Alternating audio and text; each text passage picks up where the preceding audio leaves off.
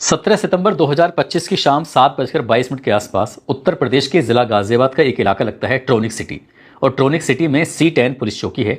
यहां से करीब 400 मीटर पहले ही पुलिस को एक सूचना मिल गई थी कि बदमाशों की आमद है, इधर से बदमाश गुजरेंगे। पुलिस ने उनकी घेराबंदी के लिए पूरा जाल बिछा लिया था और पुलिस ने जैसे ही इन्हें रोकने की कोशिश की तो बदमाशों की तरफ से करीब 15 मिनट में 25 से 30 राउंड गोलियां चला दी जाती हैं। इसमें कई पुलिस वाले घायल हो जाते हैं, पुलिस की गाड़ियों पर भी गोली लगती है। पुलिस ने जवाबी कार्रवाई की तो जवाबी कार्रवाई में वो दो बदमाश थे, दोनों के दोनों घायल हो जाते हैं। जब तक इन्हें हॉस्पिटल लेके जाते हैं तब तक वो दोनों मर जाते हैं।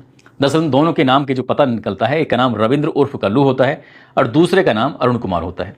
इन्होंने उत्तर प्रदेश के बरेली में जो फिल्म अभिनेत्री हैं जिसका नाम दिशा पाटनी है और साथ ही उनकी बड़ी बहन जो कि आर्मी से रिटायर हो चुकी हैं खुशबू पाटनी, इनके घर पर एक के बाद एक 12 सितंबर 2025 की सुबह 3:33 के आसपास 9 राउंड गोलियां चलाई थी।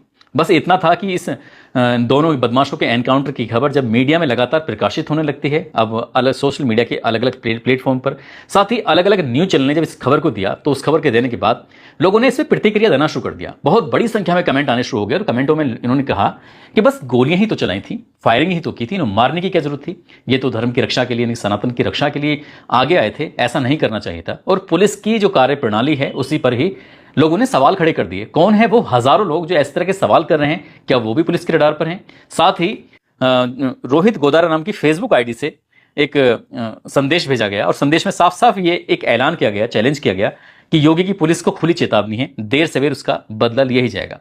ऐसे में जब हमने जानने की कोशिश की कि इन गैंगस्टरों का क्या सिस्टम है क्या नहीं है, तो पता चलता है 500 से भी ज्यादा इनके शूटर हैं जो किसी वक्त किसी को मारने के लिए और किसी से भी मरने के लिए तैयार हो जाते हैं। जैसे रविंद्र उर्फ कल्लू और अरुण, उन्हें पता था कि गोली भले चाहे फायरिंग करने के लिए जा रहे हैं लेकिन वो खुद भी मारे जा सकते हैं। और ये ऐसा होता क्यों है, इसके पीछे की कहानी क्या है, आज की इस कहानी के माध्यम से यही जानने की समझने की कोशिश करते हैं। आदाब, नमस्कार, सत श्री अकाल। मैं उस्मान सैफी। आज की जो सच्ची घटना मैं आपको सुनाने जा रहा हूं, ये सच्ची घटना है उत्तर प्रदेश के बरेली की।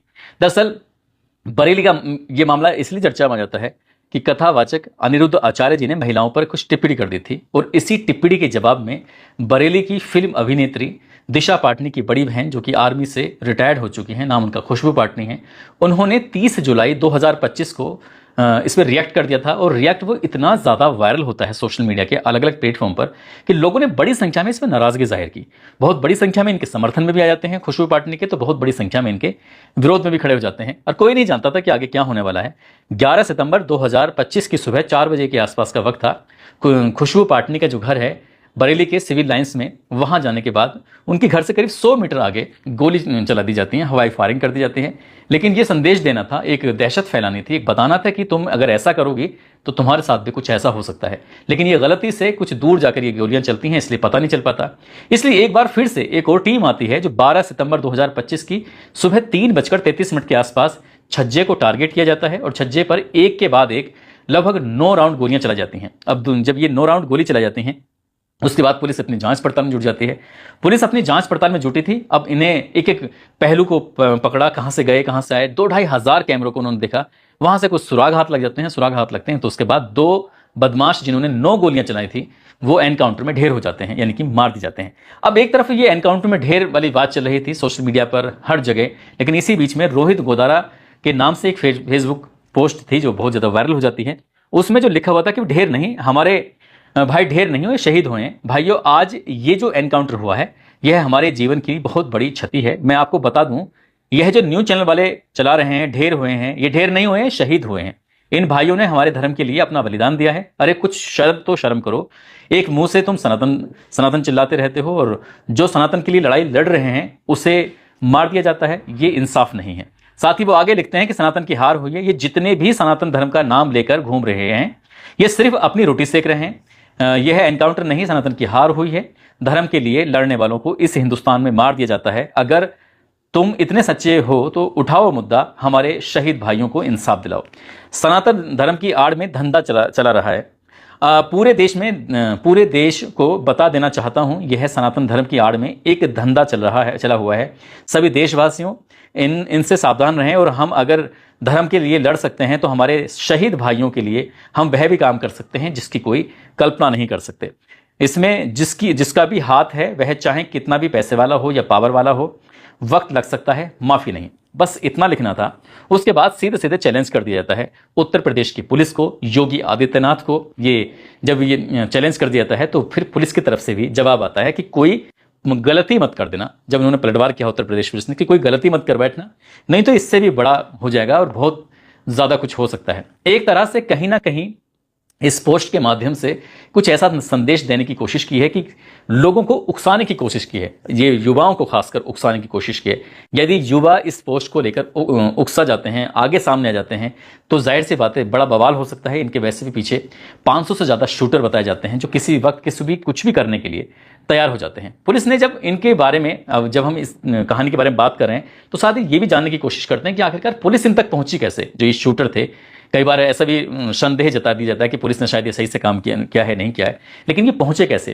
दरअसल ये जो गैंगस्टर है गोल्डी बरार का खास गुर्गा है जिसका नाम रोहित गोदारा है। रोहित गोदारा सिग्नल ऐप के माध्यम से, ये जो इंडिया में अलग अलग हिस्सों में लड़के रहते हैं, युवा रहते हैं, जो जल्दी से इन्फ्लुएंस हो जाते हैं, जो सोशल मीडिया पर कुछ ऐसे गाने, गैंगस्टर के गाने वगैरह लगाकर अपने आप को कुछ दिखाने की कोशिश करते हैं। इनकी टारगेट पे कुछ ऐसे लड़के रहते हैं जो गरीब घरों के होते हैं, 10-20 हज़ार रुपये में इनके चक्कर में आ सकते हैं और इनको ये बड़े हथियार देने की भी आराम से फिराक में जाते हैं। तो ऐसे ही रोहित गोदारा के संपर्क में आ जाता है अरुण और रविंद्र। ये संपर्क में आते हैं, इनको जिगाना पिस्टल की व्यवस्था करा दी जाती है और ये फिर यहाँ से पूरी तैयारी के साथ बाइकों से अपने अपने इलाके से सीधा पहुंच जाते हैं बरेली। 10 सितंबर 2025 को ये बरेली पहुंच जाते हैं। मुख्य शूटर जो होता है इसका रविंद्र होता है, जो कि रोहतक जो कि हरियाणा में लगता है, उसका एक गाँव होता है कहानी, वहाँ का रहने वाला होता है। वो जाकर बस स्टैंड के पास एक कमरा लेता है प्रीत पैलेस के अंदर। सुबह 9:48 के आसपास वहां पहुंच जाता है।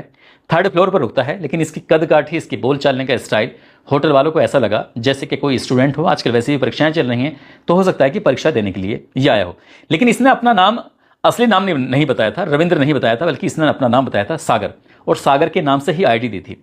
पुलिस कभी भी नहीं पकड़ पाती, लेकिन एक आदमी से गलती हो जाती है। यहां से जहां ये लड़का रुका हुआ है, जिसका नाम रविंद्र है, बदमाश रुका हुआ था, इसके होटल से दिशा पाटनी के घर की दूरी महज 1 किलोमीटर के आसपास थी। इन्होंने दिन भर रुकते हैं और आराम से वहां पर रैकी करते हैं। बाकी जो 3 बदमाश होते हैं, जो कि जंक्शन के पास एक होटल होता है, इसका नाम हिंद गेस्ट हाउस होता है, वहां पर जाकर रुकते हैं। तीनों बदमाशों के नाम होते हैं अरुण, नकुल और विजय। ये तीनों वहां रुकते हैं, लेकिन इन्होंने अपना नाम जो बदला हुआ था, जैसे पहले में सागर नाम बताया था रविंद्र ने, तो इन्होंने अपना नाम अरुण, नकुल, विजय की जगह बताया था निशांत शर्मा, रामनिवास और अमित, ये नाम बताते हैं। इनके पास तो फोटोकॉपी थी, इन्होंने नामों में अपने हेरा फेरी वगैरह जो कर रखा था, नकली आईडी दी थी। लेकिन इसी बीच में इसके पास, विजय के पास अपना जो आधार कार्ड जिसने जमा करना था होटल वाले को, तो इसके पास अपना कोई फोटो कॉपी नहीं था। जब फोटो कॉपी नहीं था तो उसने कहा कि मेरे पास तो है नहीं, तो एक काम करो, मेरे मोबाइल में है, आप एक काम करो मोबाइल से ले लो। तो उसने मोबाइल से जब उस होटल के मालिक को ये शेयर किया, तो ये शेयर करने के चक्कर में ही इसका मोबाइल नंबर जो था विजय का, वो असली वाला मोबाइल नंबर उसके पास पहुंच जाता है, होटल वाले के पास। और जैसे होटल वाले के पास पहुंचता है, उधर पुलिस ने इन्हें पकड़ने के लिए तमाम कोशिशें करना शुरू कर दिया था, क्योंकि सीसीटीवी कैमरे में कैद हो चुके थे, इनकी गाड़ी भी कैद हो चुकी थी, इनका हुलिया कैद हो चुका था। और खासकर एक बदमाश ने पूमा के लाल रंग के शूज पहने हुए थे। बस पुलिस ने उन शूज को भी निशाना बनाया। साथ ही ये रामपुर में किसी होटल में जाकर रुके थे, तो होटल में जहां रुके थे रामपुर के, तो वहां पर उसका अरुण का, दूसरे वाले का जो चेहरा बिल्कुल साफ सुथरा आ गया था रविंद्र का, तो वहां से ये रार पे आते हैं, पकड़े जाते हैं। लेकिन अब पुलिस के लिए सबसे आसान रास्ता हो चुका था, विजय का जो मोबाइल था वो हिंद पैलेस से जो मिल जाता है। उसके बाद फिर पुलिस ने IDPR से डाटा निकलवाया, और डाटा निकलवाने के बाद पहले विजय से फिर नकुल से रविंद्र के पास पहुंचते हैं, रविंद्र से अरुण के पास पहुंचते हैं। और आगे इन्होंने कुछ कहानी चक्र घुमाना शुरू किया पुलिस ने। तो रामनिवास उर्फ दीपू, ये सारे जो रडार पर थे वो मिल जाते हैं। इसमें 5वां और आरोपी था, जो कि झुमका के पास एक टीन शेड होता है, वहां पर वो 3-4 घंटे रुकता है। इसने वहां पर रैकी की थी। पुलिस ने हालांकि इस पर भी 25,000 रुपए के आसपास का इनाम घोषित कर दिया था। अब जो बाकी बदमाश होते हैं उन पर 1-1 लाख रुपए का इनाम घोषित था। विजय और नकुली अपने खेतों में काम कर रहे थे। ये उत्तर प्रदेश की जिला बागपत है। बागपत में एक बड़ौद तहसील लगती है, और बड़ौद तहसील का एक गांव लगता है लोहड्डा का रहने वाला तो नकुल होता है, साथ ही वाजिदपुर गांव का रहने वाला होता है विजय। पुलिस जब इनके घर पर जाती है, बताया जाता है कि सादाबादी में पहुंच जाती है और इन्हें पकड़ती है, गिरफ्तार करती है। और जो इनके बैकग्राउंड के बारे में पता निकाला जाता है, तो दोनों ही मजदूर परिवार से थे, बहुत ही ज्यादा गरीब स्थिति इनकी थी। और पुलिस इन्हें तो खैर पकड़ लेती है। पकड़ने के बाद अरुण और रविंद्र का 17 सितंबर 2025 को गाजियाबाद में शाम को इनका एनकाउंटर हो जाता है। अब पुलिस ने जब और भी इसमें पड़ताल करना शुरू किया, देखना शुरू किया, तो 19 सितंबर 2025 को बरेली में ही शाही थाना लगता है, वहां से पुलिस को इनपुट मिल जाता है कि इस शाही के जंगल में रामनिवास उर्फ दीपू, जो कि झुमका के टीन शेड पर जाकर सोया था, जिस पर 25,000 रुपए का इनाम घोषित था। दरअसल पुलिस ने उसकी घेराबंदी की। घेराबंदी करने के बाद उसकी टांग में गोली लग जाती है। उसके पास से एक पिस्टल, 4 जिंदा कारतूस बरामद होते हैं और एक बिना नंबर प्लेट की बाइक बरामद होती है। साथ ही उसका एक और साथी उसके साथ पाया जाता है, जिसका नाम होता है हरियाणा का सोनीपत का रहने वाला अनिल नाम होता है। अब ये पकड़े तो जाते हैं। इसके बाद एक तरफ रोहित गोदारा ने युवाओं को, टीनेजर को उकसाने की कोशिश की है, तो पुलिस ने इसका जवाब भी दिया है कि गलती मत कर बैठना, नहीं तो बहुत बुरा अंजाम होगा। उधर वो साफ साफ चैलेंज कर चुका है कि देर हो जाए लेकिन इस बात का देर से देर बदला जरूर लिया जाएगा। अब सीधे सीधे गैंगस्टर और पुलिस यानी कि योगी की पुलिस आमने सामने आएंगी नहीं आएंगी, या फिर मामला शांत होगा, ये तो खैर कुछ कह नहीं सकते। लेकिन जिस तरह से ये लगातार सोशल मीडिया पर पोस्ट वायरल होती हैं आती हैं, एक हैरी बॉक्सर के नाम से भी एक पोस्ट है जो वायरल होती है। वो कहते हैं हैरी बॉक्सर, जय श्री राम, समाज के कुछ जयचंद आज एक महान योगी जिन्होंने पूरे भारतवर्ष के युवाओं के मन एवं आत्मा में हिंदुत्व की ज्वाला उत्पन्न की, उनको सनातन धर्म का ज्ञान देने की कोशिश कर रहे हैं और हमारे ग्रुप का नाम लेकर युवाओं को बरगला के हमारे समाज की बहन बेटियों को अपमानित और डराने की कोशिश कर रहे हैं। अगर कोई सनातन धर्म पर उंगली उठाता है तो उसका जवाब हर हिंदू देना जानता है। किसी गद्दार के ज्ञान की कोई आवश्यकता नहीं है। भाइयों को सूचित किया जाता है कि गद्दारों के बहकावे में ना आकर अपना नुकसान न कराएं। इन लोगों को सिर्फ अपनी जेब खर्च चलाना है और इन्हीं हरकतों के कारण इनको ग्रुप से लात मारकर निकाला गया है। अब इसके पीछे का क्या रीजन है, ये किसके लिए लिखा जा रहा है, क्या ये गोल्डी बरार के लिए है या नहीं है पता नहीं, लेकिन अब कहीं ना कहीं ये भी दावा किया जा रहा है कि जो गैंगस्टरों के ग्रुप हैं वो 2 हिस्सों में बढ़ चुके हैं। अब ये आपस में ही 2 हिस्सों में हो गए, पुलिस से क्या लड़ाई लड़ेंगे। लेकिन ये बात तो खैर साबित हो चुकी है कि हरियाणा या फिर जो राजस्थान की पुलिस है उससे कहीं ज्यादा एक्टिव पुलिस उत्तर प्रदेश की पुलिस है। कुछ ही घंटों में एक तरफ योगी आदित्यनाथ जब दिशा पाटनी के पिता से बातचीत करते हैं, उन्हें तसल्ली देते हैं, कहते हैं कि आपको चिंता करने की जरूरत नहीं है, जैसा उन्होंने वादा किया था वैसा उन्होंने करके भी दिखा दिया। हालांकि जो सोशल मीडिया पर जुड़े हुए हैं, जो सोशल मीडिया पर आने वाली वीडियो पर जो कमेंट करने वाले युवा हैं, उन्हें ये बात बहुत ज़्यादा ख़राब लगी कि इन्होंने तो सिर्फ फायरिंग ही की थी, इनको ऐसा नहीं मारना चाहिए था। ऐसा नहीं मारना चाहिए तो कैसा करना चाहिए था? आप ही सहज अंदाज़ा लगा सकते हैं कि किसी के घर पर आप गोली चलाकर इस तरह से दहशत फैलाओगे तो क्या पुलिस हाथ पर हाथ रख के बैठी रहेगी? दोस्तों, इस पूरे घटनाक्रम को सुनाने का उद्देश्य किसी को परेशान करना नहीं है, किसी का दिल दुखाना नहीं।